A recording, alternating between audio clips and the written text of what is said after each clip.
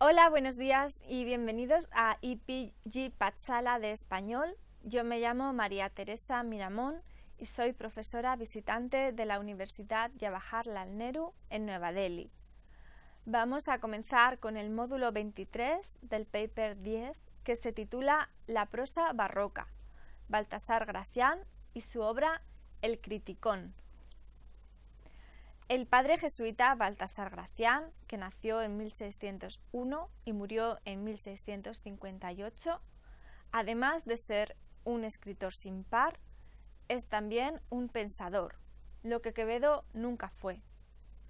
La única razón por la que nunca le dieron el título de filósofo es por no tener un sistema de pensamiento o ideología bien articulado.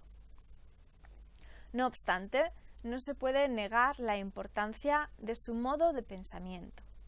El gran filósofo alemán, Schopenhauer, le había proclamado como filósofo y la importancia de su obra para la posteridad sigue creciendo.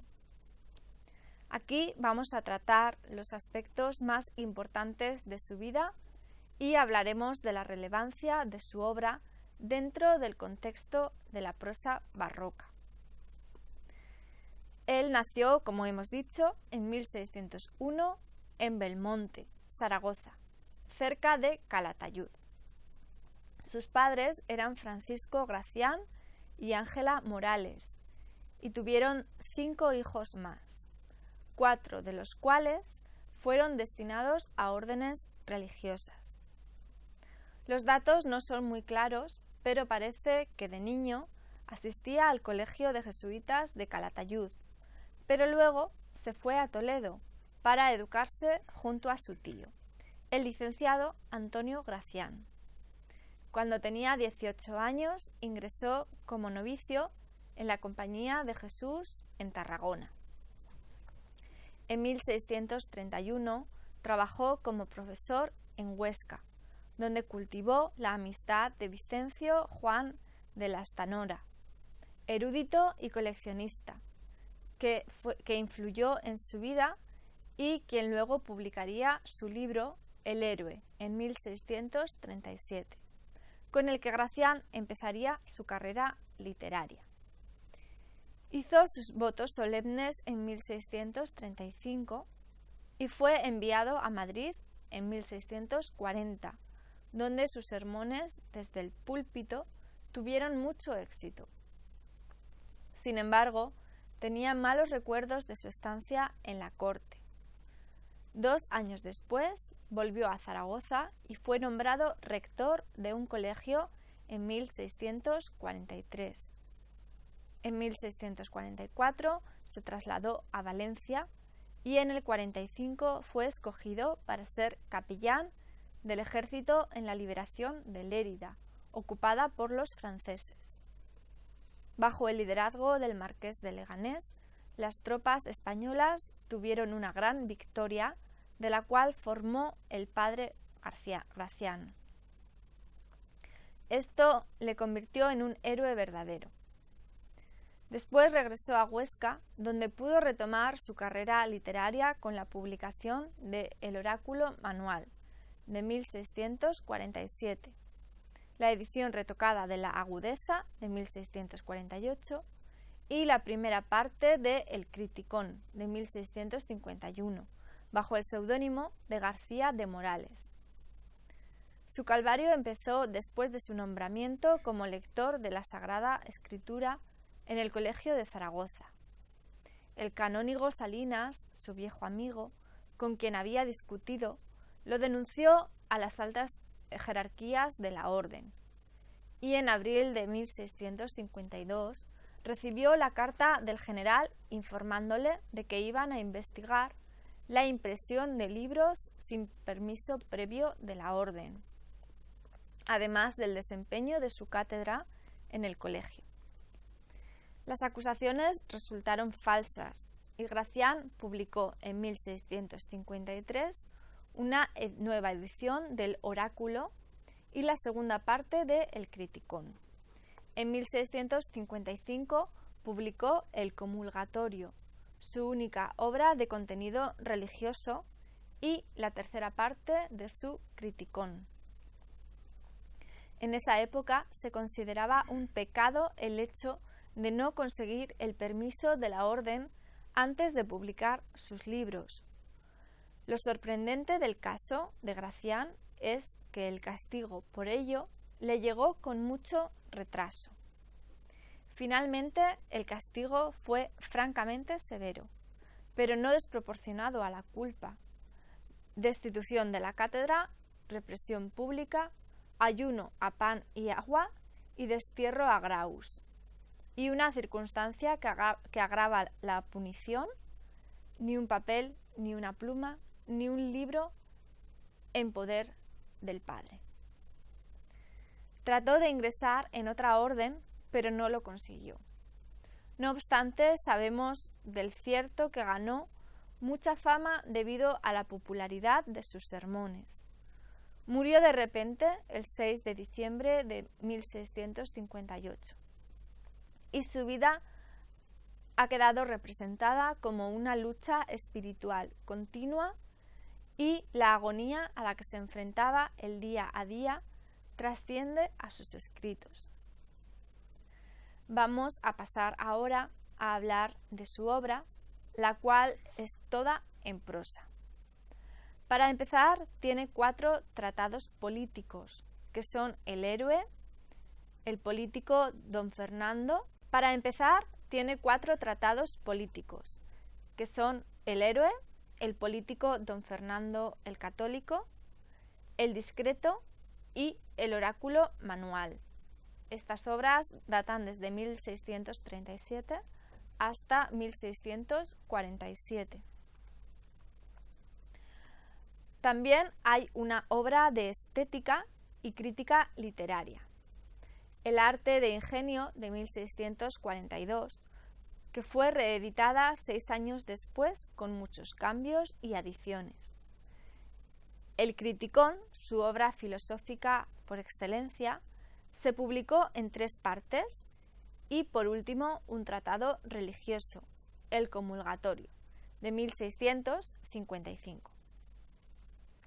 Sus tratados políticos han quedado oscurecidos debido a la popularidad del Criticón, de la que hablaremos más adelante. Pero hay algunos críticos que defienden que su valor literario y político no es inferior al de su obra maestra. Gracián escribía solamente tras largos periodos de reflexión. Además, editaba sus obras con sumo cuidado, lo cual explica la aparición de las mismas separadas por largas pausas.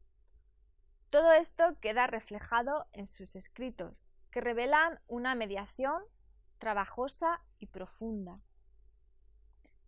El héroe, con el que empezó su carrera literaria, es un tratado corto. Su contenido, por otra parte, es muy profundo.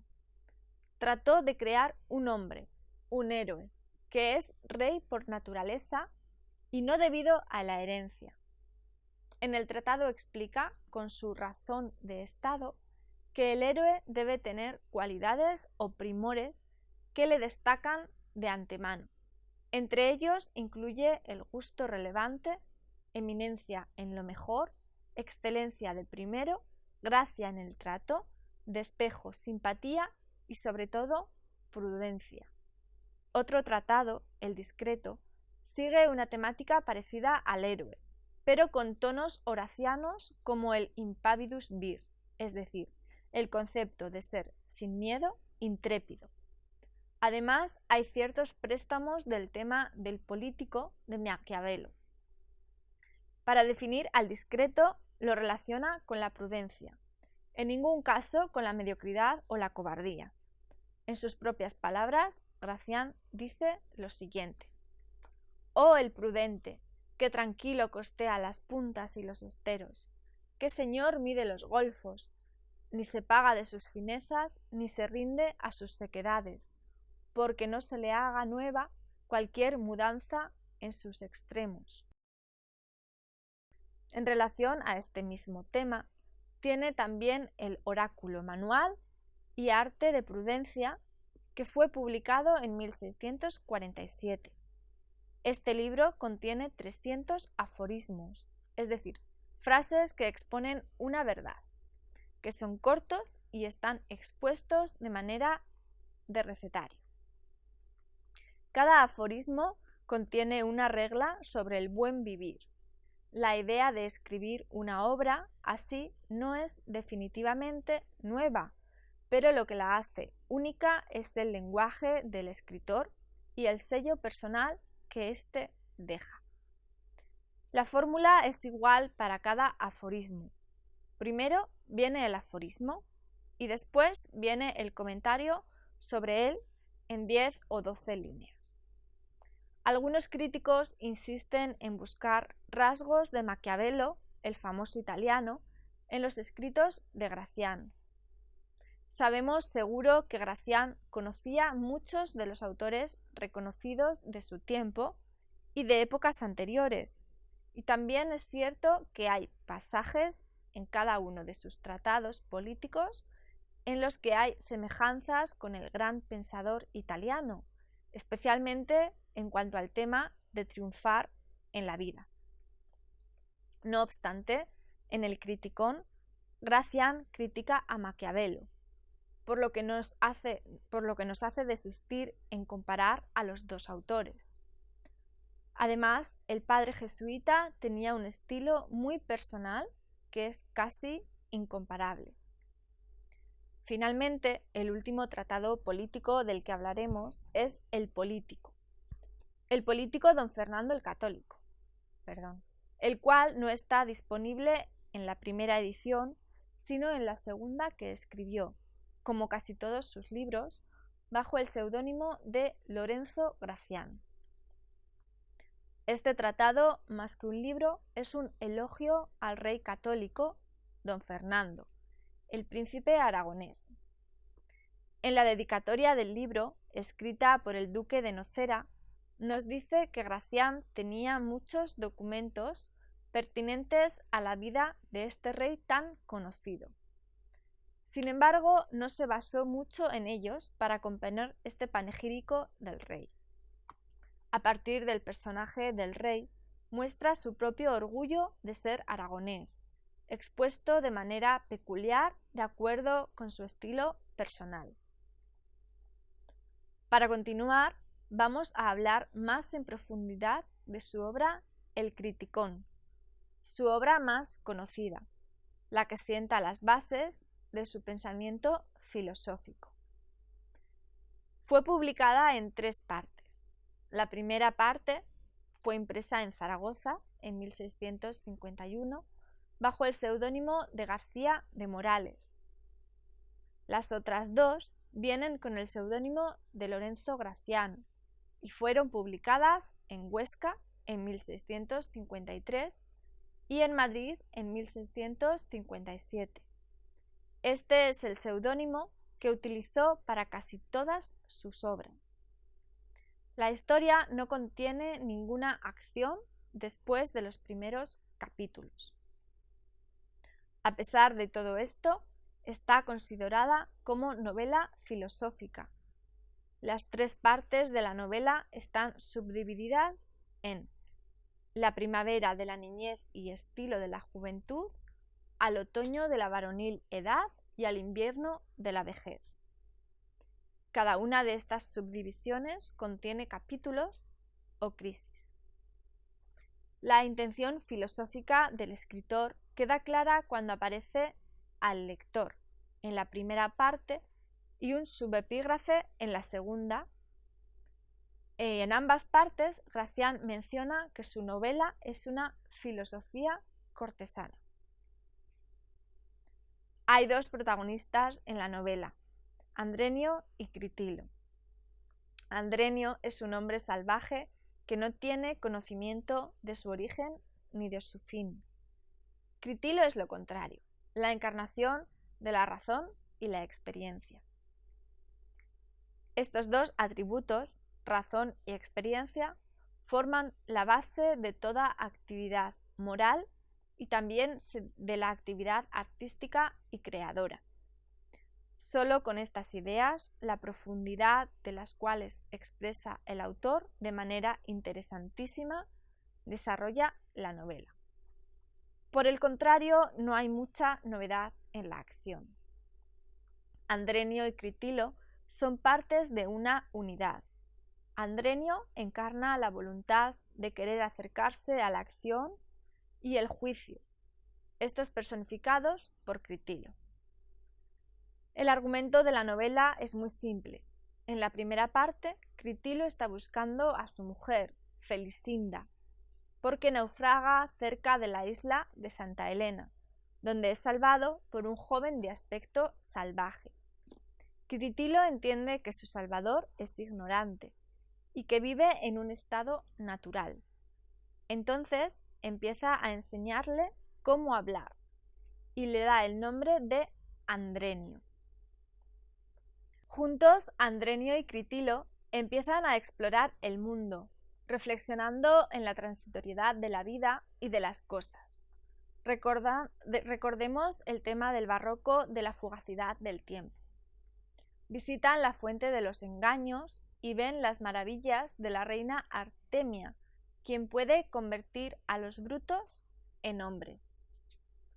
En la venta del mundo ven la estancia de cada vicio. Cuando llegan a Madrid, Andrenio se enamora de Falsirena, dando ocasión a Critilo para hacer una violenta crítica de las mujeres. La primera edad del hombre termina en este punto, con las siguientes palabras. Critilo y Andrenio se encaminaron a pasar los puertos de la edad varonil en Aragón, de quien decía aquel su famoso rey que en naciendo fue asortado para dar tantos santiagos, para ser conquistador de tantos reinos, comparando las naciones de España a las edades que los aragoneses eran los varones. En la segunda parte, ya varones, los dos suben a las montañas donde encuentran la hospitalidad de un hombre llamado Salastano, un anagrama del nombre del mejor amigo de Gracián, Lastanosa.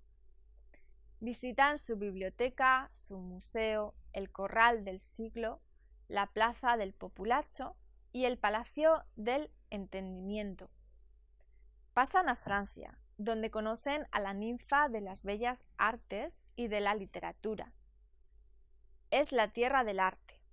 Pasan sucesivamente por el desierto de la Hipocrinda, que es el desierto de la simulación, el arsenal del valor, la corte de Honoria o de la fama y la casa de los locos, donde está representada toda la humanidad. Y con las siguientes palabras termina esta parte. Dice así: despejado el paso de la vida, fuéronse encaminando a los canos Alpes, distrito de la temida Vejecia. Lo que por allá les sucedió ofrece referir la tercera parte, en el erizado invierno de la vejez. Así pues, la tercera parte empieza con el paso por los Alpes. Aparece mucha personificación aquí, con el acertador y el disfrazador guiándoles hacia Roma. En los Alpes pasan por los palacios de la vejez y la embriaguez. Antes de llegar a Roma, son llevados por el zahorí al palacio de los aventureros, donde desaparece Andrenio haciéndose invisible hasta que la luz de la desilusión le ilumine. En Roma asisten a una sesión de la Academia que les revela el lugar donde encontrar la felicidad. Este viaje alegórico se termina cuando ven desde una de las 7 colinas la rueda del tiempo y entienden la fragilidad de la vida humana. Visitan la cueva de la muerte y llegan a la isla de la que la inmortalidad, a la que solo se puede llegar mediante la vía de la virtud y del valor. Y estas son las palabras que describen Gracián. Lo que allí vieron, lo mucho que lograron, quien quisiere saberlo y experimentarlo, tome el rumbo de la virtud insigne, del valor heroico y llegará a parar al teatro de la fama, al trono de la estimación y al centro de la inmortalidad. Muchas obras, tanto españolas como extranjeras, han tratado del mismo viaje alegórico. Mencionamos algunas aquí, por ejemplo, El Conde Lucanor, Los sueños de Quevedo, El infierno de los enamorados, El laberinto de Fortuna, La visión delectable, El diálogo de Mercurio y Carón, y también obras de contemporáneos de Gracián, como Suárez de Figueroa. Viendo así el tema del criticón, no nos parece muy original. No hay mucha novedad en el contenido tampoco. Casi todas las ideas de la novela aparecen previamente en las obras latinas de Séneca, Marco Tulio, Luciano o Marcial. Si añadimos algunos ideales cristianos de la Biblia a estos autores, tenemos la novela de Gracián como resultado. El ingenio de Gracián queda en el hecho de haber articulado muy bien tales ideas de forma coherente. Lo admirable es la estructura de la obra, que parece muy armoniosa y equilibrada. Aunque estas ideas forman parte de la filosofía estoica, Gracián las hace más transparentes e iluminadoras, hasta parecer casi originales. El estilo y la forma de la obra son, por cierto, muy originales. Lo vemos en Quevedo también, pero en Gracián la transmutación ocurre en los conceptos, mientras que en Quevedo es más en las palabras que en las ideas. Además, Gracián utiliza su pensamiento sin dar espacio a la imaginación, y así nos presenta una crítica de la vida activa. Su influencia es todavía grande debido en gran parte a la alabanza que le proporcionó el filósofo alemán Schopenhauer. Nos hace ver que la vida, por la doble visión del instinto natural y de la razón, que quiere dar un sentido a todo. Andrenio y Critilo encarnan todos los tipos de hombres que en cada etapa de la vida hay, especialmente cuando Critilo nos da a entender una regla de conducta, y ésta se asume como valor universal. Entonces nos podemos preguntar, ¿es El Criticón una novela verdadera? Claro que sí. A pesar de no tener una acción bien desarrollada, como en una novela, la crítica incluso ha tratado de establecer enlaces entre el Criticón y las novelas de caballería y las novelas picarescas. Gracián conocía muy bien las obras de su época. Sabemos que sentía admiración por Quevedo, Mateo Alemán y por el autor de La pícara Justina, pero no adopta la superficialidad de los libros de caballería ni el tono desenfadado de las novelas picarescas. Tiene un estilo personal, original y profundo. La crítica menciona también que, como posibles fuentes, Gracián refirió a las narraciones de Heliodoro, Las soledades de Góngora, La psicomaquia de Prudencio o El filósofo autodidacto de Aventofail. Este último fue publicado después del Criticón. Podría ser que ambos autores, el español y el árabe, se basaran en el mismo cuento, un manuscrito conservado en el Escorial. El aspecto más interesante de los escritos de Gracián es su profundo conocimiento de la vida y de la naturaleza humana.